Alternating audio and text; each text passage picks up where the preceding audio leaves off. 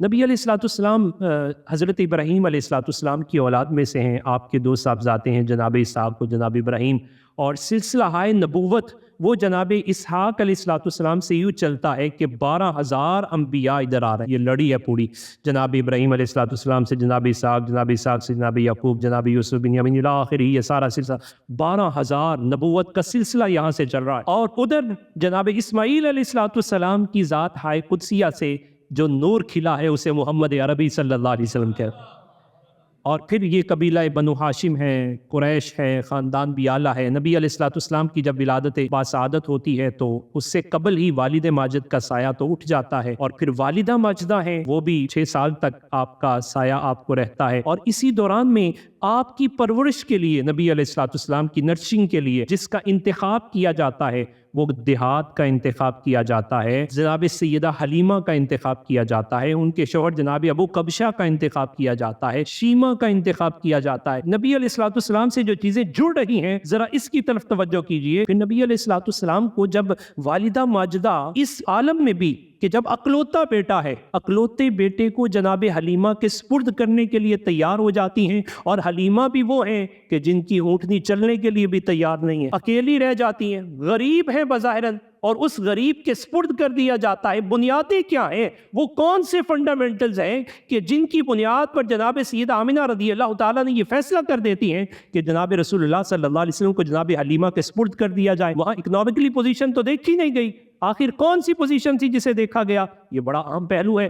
پھر جناب سیدہ حلیمہ کے پاس جب رسول اللہ صلی اللہ علیہ وسلم تشریف لے جاتے ہیں تو ایک طرف سے تو دودھ پیتے ہیں، دوسری طرف سے دودھ ہی نوش نہیں فرماتے۔ مطلب کیا سینیریو ہے، وہ کتنا جاندار پہلو ہے نبی علیہ السلام کی سیرت مبارکہ کا۔ پھر جناب ابو قبشہ کے ساتھ یعنی گارڈینز جو بنتے ہیں ان کے بارے میں کیا تعلیمات ہونی چاہیے؟ جو جناب ابو قبشہ اس وقت گارڈین بنتے ہیں رسول اللہ صلی اللہ علیہ وسلم کے۔ پھر جناب شیمہ پھر بظاہراً تھوڑا عرصہ وہاں گئے، واپس آئے، واپس آنے کے بعد پھر زندگی میں کبھی حلیمہ آ جائیں تو چادر بچھائی جاتی ہے، شیمہ آئے تو تحفوں سے نوازا جاتا ہے۔ ابو قبشہ بھی اتنے اخلاق سے متاثر ہوتے ہیں کہ دونوں کو رب تعالیٰ مصطفیٰ کریم کی صحابیت کا اعزاز عطا فرما دیتا ہے۔ پھر بچپن کے بعد جوانی ہے، 25 سال کی عمر میں مصطفیٰ کریم علیہ السلام پہلا نکاح فرماتے ہیں۔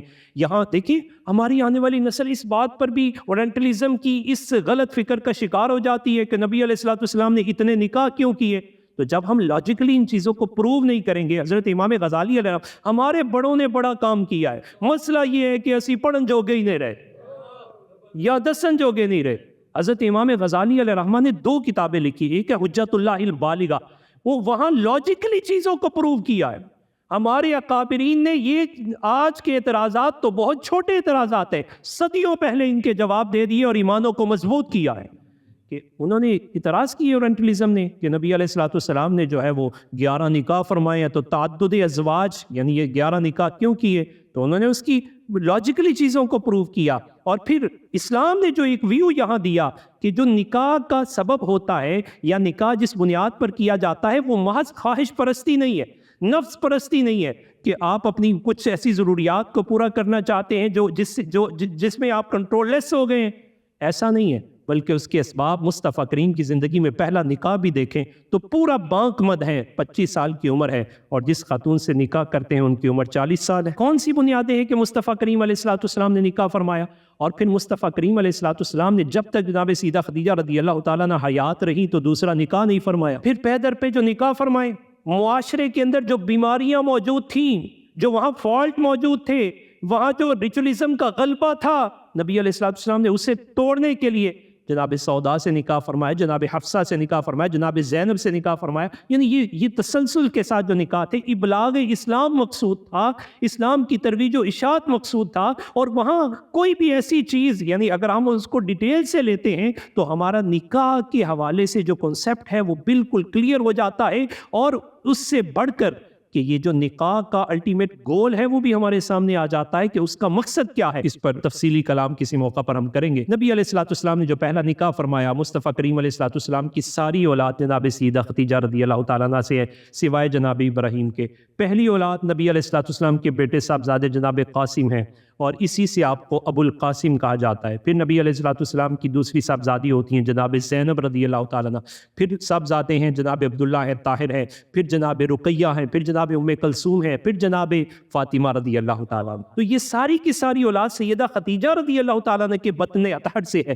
اگر ہم اپنی آنے والی نسل کو معلومات نہیں دیتے تو آج یہ فکر بھی موجود ہے وہ سیدہ فاطمہ کے علاوہ باقی کو اولاد ماننے کو تیار نہیں ہے۔ اور کتنا بڑا فتنہ ہے، ایک ہے صرف کسی کے نسب کو کاٹ دینا، نسب بدل دینا، اور ایک ہے کسی کو کسی کی اولاد ہی تسلیم نہ کرنا۔ کیا اس سے مصطفیٰ کریم کا دل چھلنی نہیں ہوتا ہوگا؟ سیدہ خدیجہ رضی اللہ تعالیٰ عنہ کا دل نہیں چھلنی ہوتا ہوگا؟ پھر یہاں دو پہلو بہت سمجھنے کے قابل ہیں، جہاں آلریڈی تشنگی موجود ہے اور انہیں اسی لیول پر رکھ کر ہمیں سمجھنا ہے، اس کے اندر عمق گہرائی میں نہیں جا سکتے ہم۔ ایک یہ کہ نبی علیہ الصلوۃ والسلام کے والد ماجد موجود نہیں، تو وہ جو والد کے ساتھ جوانی میں رشتہ ہوتا ہے اس کے بارے میں ہمیں تھوڑی تشنگی رہے گی۔ دوسرا کہ جب نبی علیہ الصلوۃ والسلام نے نکاح فرمائے تو نبی علیہ الصلوۃ والسلام کی والدہ موجود نہیں، تو ساس اور بہو کا جو رشتہ ہے یہاں بھی تشنگی رہے گی۔ اس وجہ سے یہاں بھی نبی علیہ الصلوۃ والسلام نے بڑا خوبصورت جملہ ارشاد فرما دیا، فرمایا کہ اس کو یہ ایسی ہڈی ہے اگر زیادہ سیدھا کرنے کی کوشش کی تو ٹوٹ جائے گی، اور دبایا تو اور ٹیڑھی ہو جائے گی۔ مطلب اس کو بیلنس رکھ کے لے کے چلنا ہے، اور اس مسئلے میں زیادہ الجھنا بھی نہیں۔ مرد کو بڑا سمپل سا فارمولا دے دیا کہ اس میں الجھنا نہیں ہے، چونکہ ہمارے پاس وہاں تشنگی موجود ہے کہ نبی علیہ الصلوۃ والسلام کی بارگاہ میں یہ کیس ہی پیش نہیں ہوا ساس بہو والا، کیونکہ آپ کی والدہ ماجدہ تو بظاہراً دنیا سے چلی گئی، لہٰذا یہ بڑا سینسیٹیو ایشو ہے، اس پر بھی کلام کرنے کی بہت زیادہ ضرورت ہے۔ پھر مصطفیٰ کریم علیہ الصلوۃ والسلام جناب قاسم رضی اللہ تعالیٰ عنہ کی تربیت کرتے ہیں، تو جو ہی آپ ذرا بانک پن کی طرف جاتے ہیں تو پہلے بیٹے کا انتقال ہو جاتا ہے جناب عبداللہ کا، پھر جناب طاہر کا، پھر جناب قاسم کا، پھر جناب رسول اللہ صلی اللہ علیہ وسلم کو دین کی سربلندی کی خاطر اپنی دو بیٹیوں کو طلاق نامہ موصول کرنا پڑتا ہے۔ پھر جناب زینب رضی اللہ تعالیٰ عنہ کے جو دونوں بچے ہیں جناب امامہ اور جناب علی، یہ جناب زینب، ان کے ساتھ نبی علیہ الصلوۃ والسلام کو ان کو اپنی پرورش میں لینا پڑتا ہے۔ یعنی ایک نانا پر جو بوجھ آتا ہے وہ بوجھ نہیں رہتا اگر مصطفیٰ کریم کی سیرت کو پڑھ لیا جائے۔ نانا پر ذمہ داریاں دادا کی بنسبت کیوں زیادہ پڑتی ہیں، اور اس پر جو نبی علیہ الصلوۃ والسلام بحیثیت رول ماڈل ہمارے سامنے ہے وہ بنسبت دادا کے زیادہ ہیں۔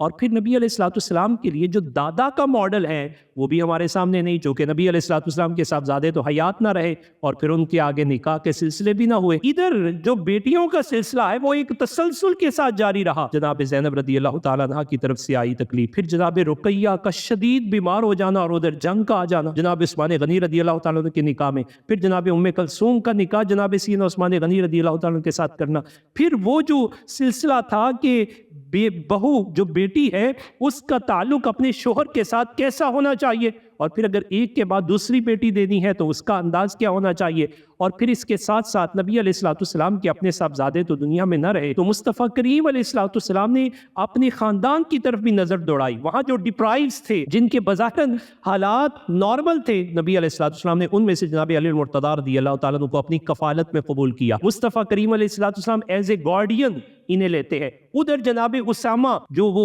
بھاگ کر آئے تھے اور آپ ہی کی کفالت میں وہ بھی آ گئے، اور جناب اسامہ کے لیے بھی یہی لوگ بولنا شروع ہو گئے، اسامہ بن محمد، یہ اسامہ رسول اللہ صلی اللہ علیہ وسلم کے بیٹے ہیں۔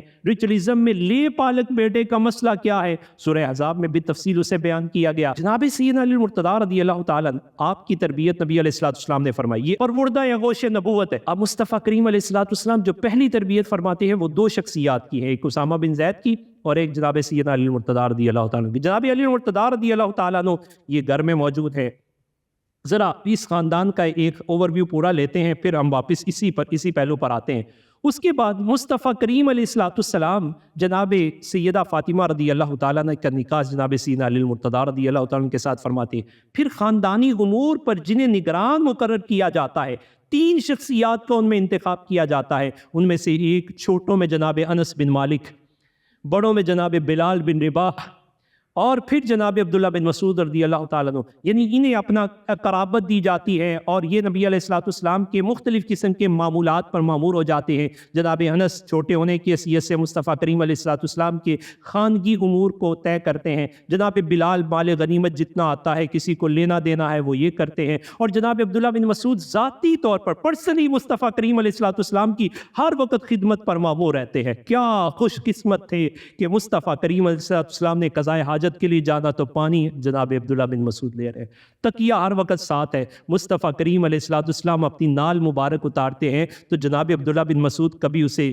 یوں لے لیتے ہیں، کبھی یوں، کبھی یوں، اور کبھی یوں، اور کبھی سینے سے لگانے کی سعادت پاتے ہیں۔ جناب بلال کی کیفیت یہ ہوتی ہے کہ عمر بن خطاب رضی اللہ تعالیٰ عنہ فرماتے آتک سیدنا آتک سیدنا، ہمارے لیے ابو بکر بھی سردار، بلال بھی ہمارے سردار ہیں۔ کیا نقوش تھے ان کے۔ جناب انس بن مالک، عبداللہ بن مسعود، آپ اگر حدیث کی ایکسپلانیشن چاہتے ہیں اور اس میں کوئی اتھارٹی شخصیت ہے تو عبداللہ بن مسعود ہے، صفا کے مانیٹر ہے، ہر مسئلے کا حل عبداللہ بن مسعود رضی اللہ تعالیٰ عنہ پیش ہو کے دکھاتے ہوئے نظر آتے ہیں۔ جناب انس بن مالک رضی اللہ تعالیٰ عنہ مصطفیٰ کریم علیہ الصلوۃ والسلام کی تربیت کے سارے مناہج کو پیش کرتے ہوئے نظر آتے ہیں۔ تو یہ کیسا خوبصورت ایک سرکل ہے کہ جو مصطفیٰ کریم علیہ الصلوۃ والسلام کا پورا خاندان اور اس کی تربیت، ہم اسی پہلو کو چاہتے ہیں کہ اس پہلو پر محرم الاحرام میں بھی خصوصی ضرورت ہے کہ وہ کون سے پرنسپلز ہیں، وہ کون سے لاز ہیں، وہ کون سی بیسک ضروریات ہیں کہ جن بنیادوں پر نبی علیہ الصلوۃ والسلام نے ایک خاندان کی تربیت فرمائی۔ اور پھر بات یہاں نہیں رکی، مصطفیٰ کریم علیہ الصلوۃ والسلام کو رب تعالیٰ نواسے عطا فرماتا ہے تو تربیت حضور فرماتے ہیں۔ حسن و حسین کی اور جناب زینب ملتی ہیں تو تربیت مصطفیٰ کریم علیہ الصلوۃ والسلام فرماتے ہیں۔ آئیے ذرا اب تربیت کی اس منہج کی طرف جاتے ہیں۔ حضرت اقبال سے اس پہلو پر ایک سوال پوچھا گیا، جناب سیدنا امام حسین رضی اللہ تعالیٰ عنہ یہ کربلا کے میدان میں یوں ڈٹے رہے اور خوب ڈٹے رہے، آخر اس کے پیچھے کیا تھا؟ تو انہوں نے بھی یہی جواب دیا کہ کربلا میں حسین ڈٹے نہیں، حسین کو ڈٹنے کی تربیت دی گئی تھی۔ اقبال کہتے ہیں اگر زمانہ یہ چاہتا ہے کہ وقت کے کربلا میں حسین ڈٹ جائے تو گود فاطمہ کی لے کے آؤ، ہاتھ علی المرتضیٰ کا ہو تو پھر جیسے بھی کربلا میں یزیدی آ جائیں پھر حسین کی طرح انکار ہی پائیں گے، وہاں اس کا اقرار نہیں ہو سکتا، سر کٹ سکتا ہے، سر جھک نہیں سکتا۔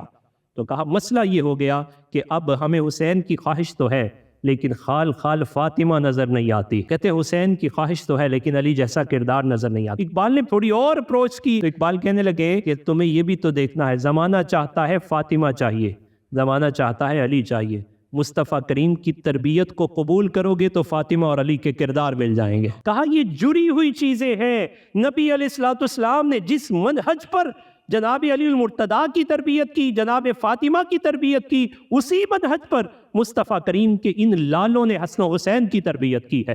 ارے جس گھر میں روٹی کھانے کے لیے، افطار کے لیے روٹی موجود ہو، دروازے پہ دستک آ جائے تو جو کچھ ہو وہ اٹھا کے اللہ کی رضا کے لیے دے دیا جائے، جو سہولت میں دینے کے عادی ہو تو کربلا میں مصیبت آ جائے تو پیاس ان کا کیا بگاڑ سکتی ہے؟ یہ تھا وہ اسوہ، یہ تھی وہ کیفیات جنہوں نے یہاں موجود رکھا۔ ارے جس گھر کی خاتون کا عالم یہ ہو کہ کل قیامت کے دن بھی اس کے لیے یہ آوازہ دیا جائے گا، فرشتوں نظریں جھکاؤ، پی کی بیٹی کی سواری آ رہی ہے، جس کی بیٹی کی کیفیات یہ ہو کہ کل قیامت میں یہ کیفیات ہیں، تو پھر اگر کربلا میں زینب آئے تو کیسے ہو سکتا ہے سر سے چادر سے رکھ جائے؟ دمشق کے میدانوں میں کوئی لے کے بھی چلے جائے، کیسے ممکن ہے کہ ان کی چادر سلک جائے؟ اور پھر جن کے بابا یہ ہو صبر و رضا کے پیکر ہوں، اور جن کی ماں یہ ہو کہ جن کے ہاتھوں پہ چھالے پڑ جائیں اور کیفیات متغیر ہو جائیں، کبھی بھی زبان پر شکوہ نہ آئے، ذرا زیادہ بات بڑھے تو کہا جائے الحمدللہ پڑھ لو، اللہ اکبر پڑھ لو، سبحان اللہ پڑھ لو، تو پھر زینب و حسین کی بات کیا کرے؟ کیسے ہی مصائب کیوں آ جائیں، ان کی زبان پر شکوہ آ سکتا نہیں ہے۔ یہ تھی وہ بنیادیں جن بنیادوں پر یہ پورا خاندان کھڑا تھا۔ اب مجھے اور آپ کو کیا فارملی کہانی سنی تو جناب بڑی مزے کی کہانی ہوگی؟ نو، عملی زندگی سے متعلقہ ہماری کوشش بھی یہی ہوتی ہے کہ جمعات میں سیلف اکاؤنٹیبلٹی، اپنا محاسبہ بھی، کہ کیا ہم اپنی تعلیم سے عملی زندگی میں کچھ سیکھ رہے ہیں؟ کیا جمعات کے یہ دروس ہمیں عملی زندگی میں مضبوطی فراہم کر رہے ہیں کہ نہیں؟ اگر یہ فراہم نہیں کر رہے تو سمجھ لیجئے ہم نے دین کے مقاصد کو، جو الٹیمیٹ گول تھا، اس کو حاصل نہیں کیا۔ ماہ محرم الحرام کا ایک الٹیمیٹ گول یہ ہے کہ the basic rules of family mentorship, کہ جو ایک فیملی کی مینٹورشپ ہے، اس کی تربیت ہے، اس کی جو بنیادی خد و خال ہے وہ کیا ہے، انہیں سمجھا جائے، تاکہ وقت میں جب بھی کوئی کربلا سجے، جتنے بھی یزید آ جائیں تو میری آپ کی اولاد حسین کے انکار کی طرح ڈٹ جائے۔